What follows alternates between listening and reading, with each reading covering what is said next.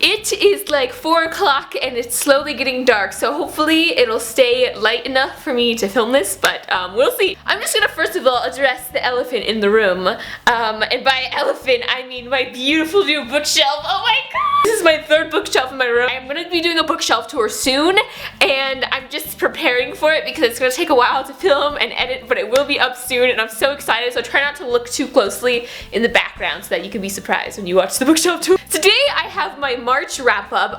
It's kind of more of a January, February, March wrap up. Sadly, these past few months I haven't been able to read as much as I would have liked to, only because I'm a senior in high school now and I'm gonna be graduating in 2 months, which is terrifying, and I don't want to think about it. We're gonna think about books now.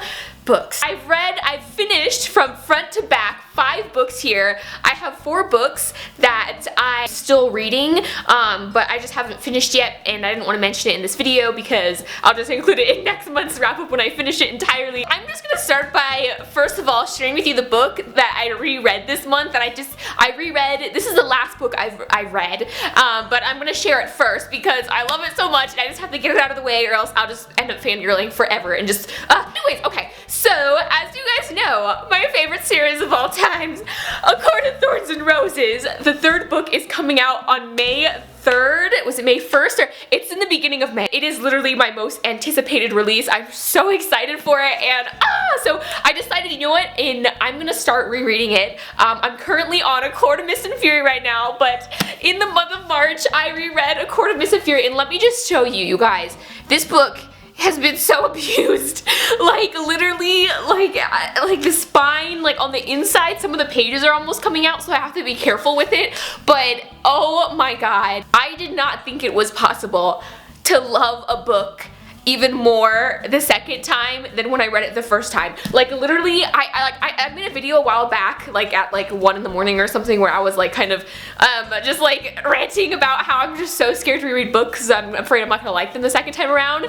This book totally shattered that mindset I was in. I read it and just knowing, like, okay, I read this book so quick, you guys. Like I said, I think it took me like 2 days to finish this, that you know, when you read really quickly, you kind of overlook some stuff and you only remember like the stuff that really just like tears at your heart and causes you to like fangirl like crazy. But there was a lot of moments that I realized that I didn't remember, that like that was like a surprise to me. And I'm like, wait a second, wait, what? This happened? This person died? It was nice being able to now go back and remember those moments that I missed the first time, that I would have never even thought about again unless I reread it.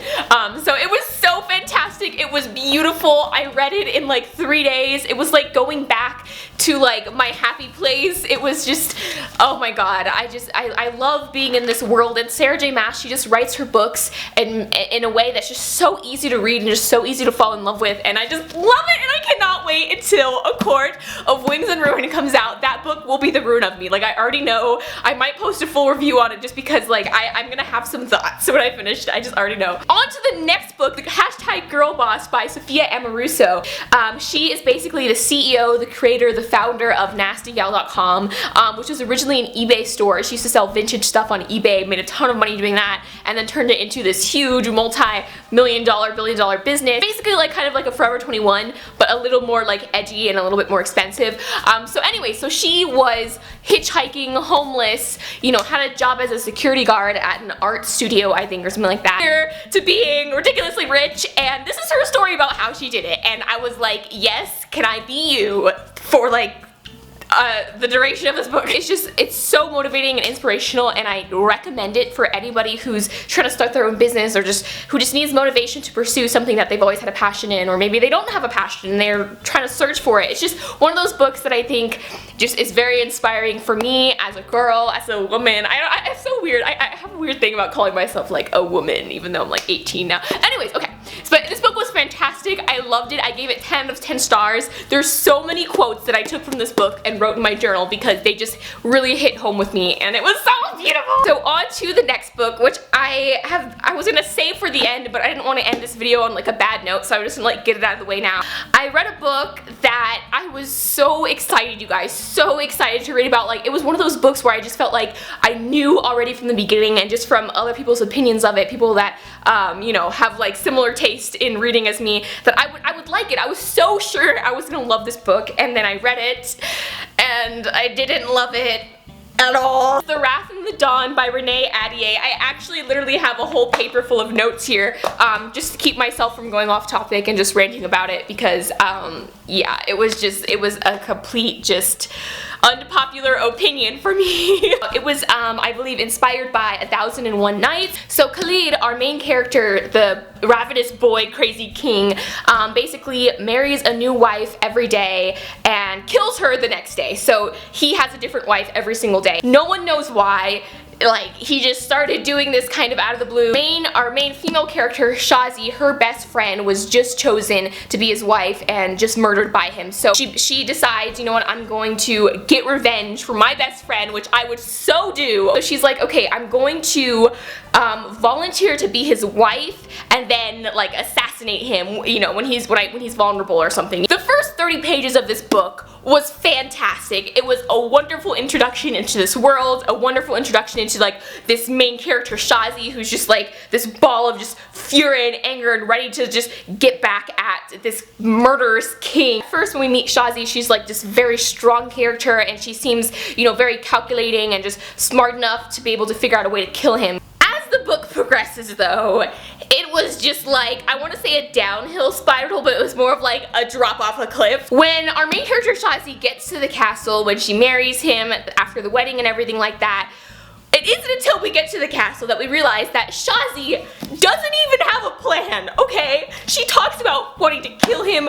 all this revenge and all this stuff in the beginning of the book, and then when she gets to the castle, she knows she only has one night to figure out, you know, to kill him because he plans on killing her in the morning, yet she shows up to the castle, marries the dude without any sort of plan as to how she's gonna go about killing him. It kind of felt like she just kind of did this in a bout of rage, is what I kind of concluded, you know, at the end of the book. I'm like, okay, maybe she just was never someone who was capable of, you know, murder, and she just kind of did this. She ends up like coming up with an idea, and that idea is telling him a story, but like drawing out the story and making it suspenseful enough to where he has to keep her alive until the next night so that she can finish the story, and she never really finishes the story, you know, kind of just goes on. And then, like, after, you know, that first 1-2 nights, that's when I realized just how flat this plot is. Like, literally, I can only think of maybe 2 moments that were kind of just like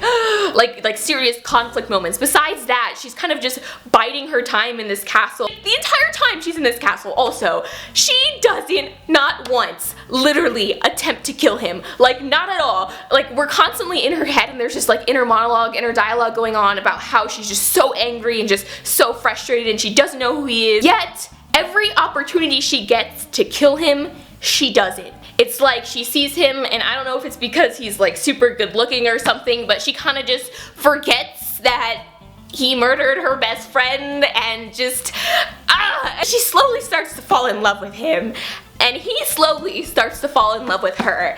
And that whole thing, their whole relationship just never sat right with me at all during the book. I want to go back and mention this real quick. So for number one, that first night after they got married, you know, they had their wedding night, sleep with each other on the first night, and it was, I want to say it was like borderline rape. Like, I don't know, because she didn't ever say no.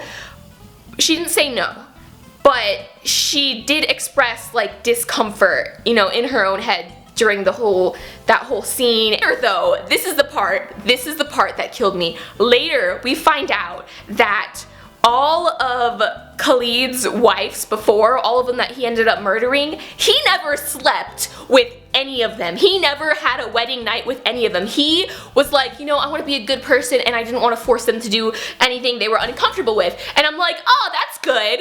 What about Shazi? Why did you sleep with her? Like, there was no explanation as to why he didn't force himself on her, but he came to her room, and, you know, whole thing just never sat right with me. And, you know, I think it was one of the guards who said to him, or one of the guards who said to Shazi, you know, like, oh, he's the only wife that, you know, that he visited at night, and I'm just like, or that he visits at night, and I'm just, that whole wedding night situation, just like, it just started off the relationship really bad for me, and I could never picture them together. And then throughout the entire book, you know, the prince, this boy prince, is just constantly keeping secrets from Shazi. She is kept in the dark the entire story, yet she starts to fall in love with him, only knowing that he was at least partly responsible for her friend's death.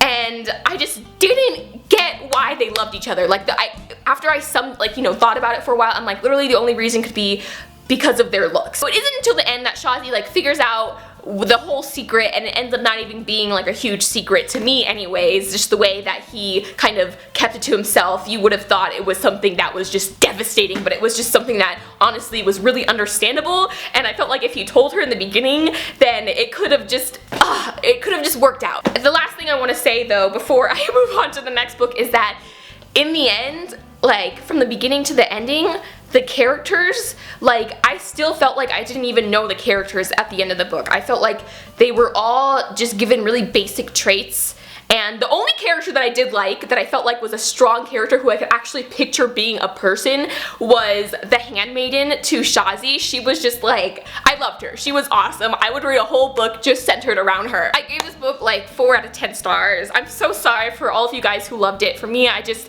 saw too many problems in it, and I just couldn't really enjoy it, and it was just really hard for me to read, so. The next book that I read that I was a little uncertain about at first, but then come halfway through the book and that just last portion of it just absolutely loved, Savage Song by V.E. Schwab. Now, V.E. Schwab, I have her adult series, which is A Darker Shade of Magic, and it's that one that has to do with like different dimensions and all of that kind of stuff, and I am now really looking forward to it from this book. Savage Song was like it was so strange for me at first, just because it is an urban fantasy book, but it takes a completely different take on like supernatural creatures. The Korsai, the Malkai, and the Sunai, and she kind of created her own monsters. Okay, I had to turn on my light because the sun is going down right now. This book follows 2 main characters. Our first main character is the daughter of the big man. I like, for some reason I kept like thinking like the big man in my head whenever I read about Harker, who's basically owns half the city and controls the monsters in half the city and protects people if they can pay enough from these new monsters, right? And then we follow another main character named August, and he is a Sunai, which is the 3rd creature talked about in this book. Unlike the other 2 monsters, he really isn't a monster. He's he looks human, he acts human, he feels like a human. The only thing though is that he eats souls, but he's a good soul eater. He only eats like souls that have sinned. That's the other thing too. Where do these monsters come from? We learned that these monsters are all born of sin. So basically imagine you have a shadow, right? And your shadow just like looks like you. And when you sin, say you murder someone, that shadow becomes like an actual physical monster. And that's how basically all these monsters were born in this city, and it kind of just happened out of the blue. Our 2 main characters, Kate, who's the daughter of the big man, and the Sunai, August, they end up meeting and becoming friends, but Kate doesn't realize that August is actually a monster, and her dad is like the monster killer, and she's like this super badass like monster killer girl, and she just hates the monsters. I don't want to really spoil it for you because I feel like the first half of the book was a bit slow for me, because there's a lot of world building and we're just kind of introduced to this whole new range of monsters that are just outside of like vampires and werewolves and your normal sort of monsters that you read about. The second half though picked up, and I read the second half in one sitting. It was so good. I finished a book and I really want to read the second book now, only because, you know, I felt like the world building aspect is now out of the way and we can just dive straight into like the action and the characters and all of that. So I gave this book, I believe, 6 out of 10 stars. Last but not least, the last book that I read this month, this book doesn't come out till May, so I'm sorry for anyone who would like to buy this book immediately after like my review of this.